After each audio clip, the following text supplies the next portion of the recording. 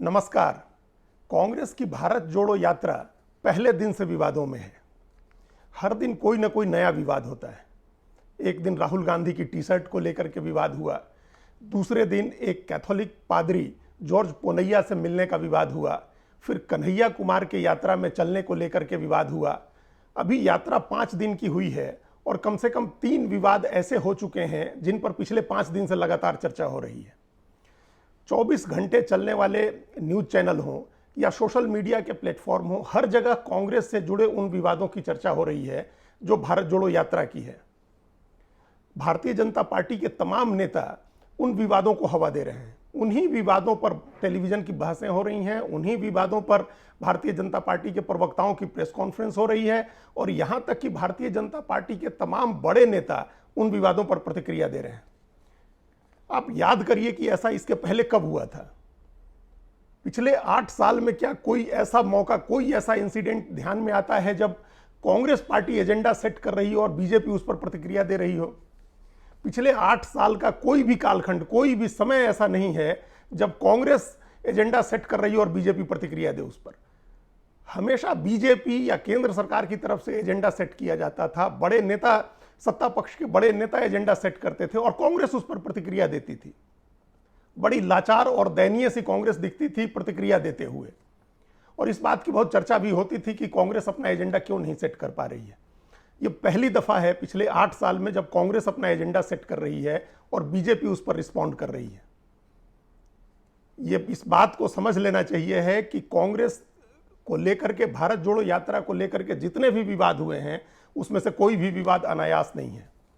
सारे विवाद सोच समझकर पीआर स्ट्रेटेजी के तहत कांग्रेस की तरफ से कराए गए हैं। कांग्रेस ने इस तरह की अपनी स्ट्रेटेजी बनाई है, वो हर दिन एक ऐसा मुद्दा दे रही है बीजेपी को, अपोजिशन को, सोशल मीडिया में जो कांग्रेस को अटैक करने वाले जो फ्रीलांसर्स हैं उनको, कि वो उस पर प्रतिक्रिया दें, उस पर बहस चलाएं। आप याद करें, अब एक एक करके मैं उन तमाम विवादों के बारे में बता रहा हूं और कैसे वो प्लान्ड है विवाद, ये भी बताता हूं आपको। राहुल गांधी के टी शर्ट को लेकर के 48 घंटे से ज्यादा बहस चली। राहुल गांधी ने बर्बरी की एक टी शर्ट पहनी हुई थी जिसकी कीमत 42,000 रुपए बताई गई, और उसको लेकर के बीजेपी ने बाजाबता प्रेस कॉन्फ्रेंस में बात कही, टेलीविजन चैनलों पर बहस में उसके प्रवक्ताओं ने जाकर के इस बात के लिए राहुल गांधी की आलोचना की कि वो भारत जोड़ो यात्रा पर निकले हैं, गरीबों की बात कर रहे हैं, महंगाई की बात कर रहे हैं, और खुद 42,000 का टी शर्ट पहना हुआ है उन्होंने। सिर्फ पार्टी के प्रवक्ता नहीं बोल रहे थे, भारतीय जनता पार्टी के दूसरे सबसे बड़े नेता अमित शाह ने जोधपुर में कहा कि विदेशी टी शर्ट पहनकर राहुल गांधी भारत जोड़ने निकले हैं। अमित शाह ने प्रतिक्रिया दी राहुल गांधी के टी शर्ट पर। बीजेपी के हर बड़े नेता का इस पर बयान आ चुका है राहुल गांधी के टी शर्ट पर, और कोई 48 घंटे नॉन स्टॉप बहसें हुई हैं टेलीविजन चैनल्स पर, अखबारों में आर्टिकल्स, खबरें तमाम चारों तरफ। तो क्या आपको ऐसा लग रहा है कि राहुल गांधी ने अनजाने में वो 42,000 की टी शर्ट पहन ली थी और उनको अंदाजा नहीं था कि अगर वो 42,000 की टी शर्ट पहनेंगे तो उस पर विवाद होगा? राहुल गांधी इस बात को बखूबी जानते थे, क्योंकि कम से कम 4-5 मौके पहले आ चुके थे जब बीजेपी ने उनके कपड़ों पर विवाद खड़ा किया था। यह पिछले साल की बात है, 2021 में पार्लियामेंट के सेशन में राहुल गांधी राल्फ लॉरेन की टी शर्ट पहन के गए थे, शर्ट पहन के गए थे, माफ कीजिएगा, राल्फ लॉरेन की सफेद शर्ट पहन के गए थे, और बीजेपी ने इसका इशू बनाया था, उसके तमाम प्रवक्ताओं ने इसका मुद्दा बनाया था और कहा था कि 12,000 की टी शर्ट पहन के राहुल गांधी पार्लियामेंट आए थे, 12,000 की शर्ट पहन के राहुल गांधी पार्लियामेंट आए थे और गरीब की बात कर रहे थे। उससे पहले का इंसिडेंट याद करिए, जब वो एक बर्बरी की जैकेट पहने हुए फोटो आई थी राहुल गांधी की, और ये कहा गया था कि 70,000 रुपए की जैकेट है वो, और उस पर राहुल गांधी को बाजाबता सफाई देनी पड़ी थी। कांग्रेस ने कहा था कि किसी ने गिफ्ट किया था राहुल गांधी को 70,000 के उस जैकेट के बारे में। इसी तरह से दिल्ली में सुखदेव विहार फ्लाईओवर पर राहुल गांधी, जब ये 2019 की बात है, कुछ मजदूरों से मिलने गए थे तो उनके जूतों को लेकर के बीजेपी ने इशू बनाया था कि उन्होंने 13,000 के जूते पहने हुए थे। तो जब राहुल गांधी को पता था कि उनकी 12,000 के शर्ट का मुद्दा बन चुका है, उनके 70,000 के जैकेट का मुद्दा बन चुका है, उनके 13,000 के जूते का विवाद, उसकी कंट्रोवर्सी बन चुकी है, फिर भी उन्होंने 42,000 की टी शर्ट पहनी। उनको पता था कि उनकी इस भारत जोड़ो यात्रा पर माइक्रोस्कोप से नजर रख रही है बीजेपी। उनकी एक एक चीज, एक एक मूवमेंट को वॉच किया जा रहा है इसके बावजूद उन्होंने 42,000 की टी शर्ट पहनी। तो वो चाहते थे कि इस पर विवाद हो, कांग्रेस चाहती थी कि इस पर विवाद हो। ये कांग्रेस की पीआर स्ट्रेटेजी थी कि बीजेपी उनके टी शर्ट को मुद्दा बनाए। जो फ्रीलांसर हैं, जो ऐसे बीजेपी से अलग के लोग हैं और सोशल मीडिया में लगातार काम करते हैं, कांग्रेस विरोधी हैं, वो इस बात को मुद्दा बनाए। कम से कम इसी बहाने यात्रा की चर्चा तो होगी। और कितनी सफल रही स्ट्रेटजी आप खुद ही अंदाजा लगा सकते हैं कि 48 घंटे उनके टी शर्ट की चर्चा हुई और इस बहाने पूरे देश को पता चला कि राहुल गांधी यात्रा कर रहे हैं। राहुल गांधी सुदूर दक्षिण में कन्याकुमारी में थे उस समय और सारे देश को पता चल गया कि राहुल गांधी भारत जोड़ो यात्रा कर रहे हैं। 42,000 की टी शर्ट पहनी हुई है उन्होंने। इस बहाने महंगाई की भी चर्चा हुई। तो तमाम चीजें जो कांग्रेस चाहती थी अपनी पीआर स्ट्रेटजी में, वो चीजें हो गई उनकी टी शर्ट के बहाने। दूसरा विवाद क्या हुआ, दूसरा उसके अगले दिन या 2 दिन के बाद, उसके दूसरे दिन एक कैथोलिक पादरियों से मिले राहुल गांधी, जिसमें एक कैथोलिक पादरी जॉर्ज पोनैया थे। अब वो जॉर्ज पोनैया की छवि जो है भाजपा विरोधी, नरेंद्र मोदी और अमित शाह विरोधी और एक हद तक हिंदू विरोधी पादरी की भी है।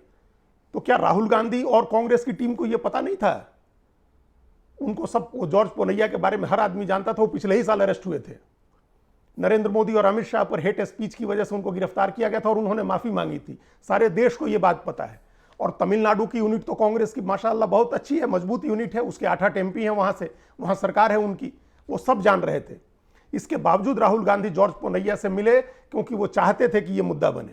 कांग्रेस चाहती थी, कांग्रेस की पीआर टीम चाहती थी कि यह मुद्दा बने और यह मुद्दा बना।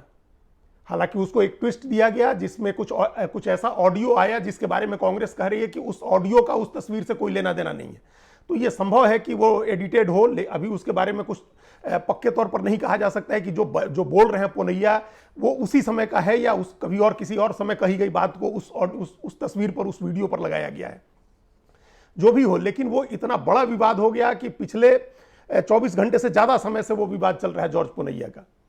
राहुल गांधी और कांग्रेस को पता था कि ये इस पर कंट्रोवर्सी होगी, लेकिन वो ये भी जानते हैं कि 2 दिन, 4 दिन, 8 दिन के बाद इसकी चर्चा लोग भूल जाएंगे। लेकिन तब तक कांग्रेस का मकसद पूरा हो जाएगा।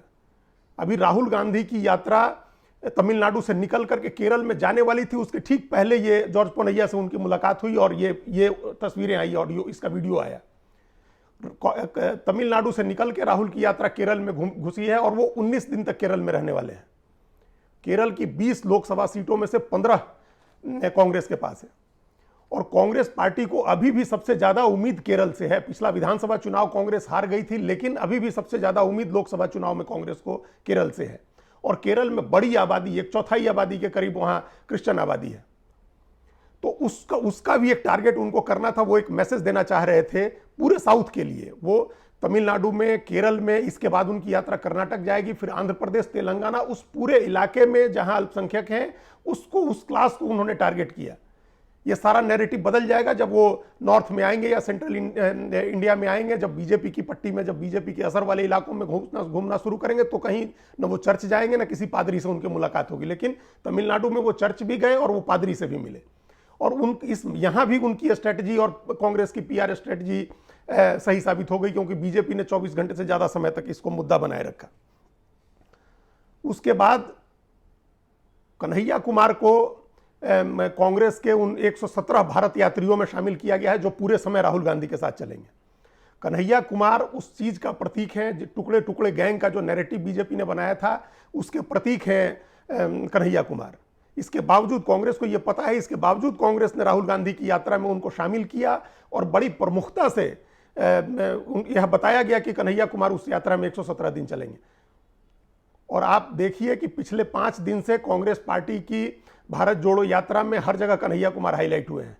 कन्हैया कुमार की बातें सोशल मीडिया में चल रही हैं, टेलीविजन पर दिखाई जा रही हैं। और कर्नाटक में स्मृति ईरानी ने कन्हैया कुमार को फोकस करके और खूब अटैक किया उनको। अब देखें, कर्नाटक, केरल के बाद राहुल गांधी की यात्रा का पड़ाव कर्नाटक होगा और वहां वो 21 दिन रहने वाले हैं, जहां अगले साल मई में चुनाव होना है। राहुल गांधी की यात्रा कर्नाटक पहुंचती, उसके पहले बीजेपी के बड़े नेताओं का कर्नाटक पहुंचना शुरू हो गया है।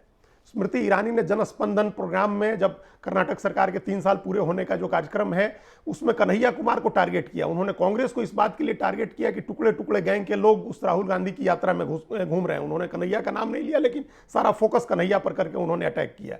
तो कांग्रेस की ये स्ट्रेटेजी भी, कंट्रोवर्सी खड़ी करके और अपने को न्यूज में रखना, अपने को नैरेटिव के सेंटर में रखना, ये कांग्रेस की स्ट्रेटेजी थी, जो कन्हैया कुमार के मामले में भी सही साबित हुई। तो ये जो अभी तक की 5 दिन की यात्रा के 3 बड़े विवाद हैं, ये बिल्कुल सोचे समझे विवाद हैं। कांग्रेस का एकदम कैलकुलेटेड कंट्रोवर्सी खड़े करने का ये एजेंडा है। इसमें जोखिम भी है, लेकिन वो बड़ा कैलकुलेटेड जोखिम है जो कांग्रेस ने लिया है। और अभी तक ये लग रहा है कि जोखिम से ज्यादा कांग्रेस को फायदा हो रहा है। जो कांग्रेस खबरों में कहीं नहीं होती थी, जो कांग्रेस नैरेटिव्स के बाहर थी, नैरेटिव्स के मार्जिन पर थी, वो आज नैरेटिव्स के सेंटर में है। सारी पॉलिटिकल बातचीत कांग्रेस को सेंटर में रख के हो रही है। अगर ये विवाद नहीं हुए रहते तो आप यकीन मानिए कि कांग्रेस पार्टी की भारत जोड़ो यात्रा की खबर कहीं नहीं आ रही होती। अखबारों में भी सिंगल कॉलम, डबल कॉलम की कहीं खबर होती है अंदर के पन्नों में, और टेलीविजन की बहसों में भारत जोड़ो यात्रा कहीं नहीं होती।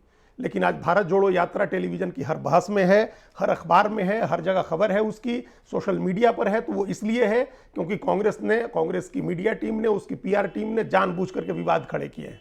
और आप यकीन मानिए अगले 148 दिन तक की इस यात्रा में हर दिन, हर दूसरे दिन, तीसरे दिन कोई ना कोई ऐसा विवाद होता रहेगा जिससे यात्रा चर्चा में रहे, राहुल गांधी की चर्चा होती रहे, भारत जोड़ो यात्रा की चर्चा होती रहे।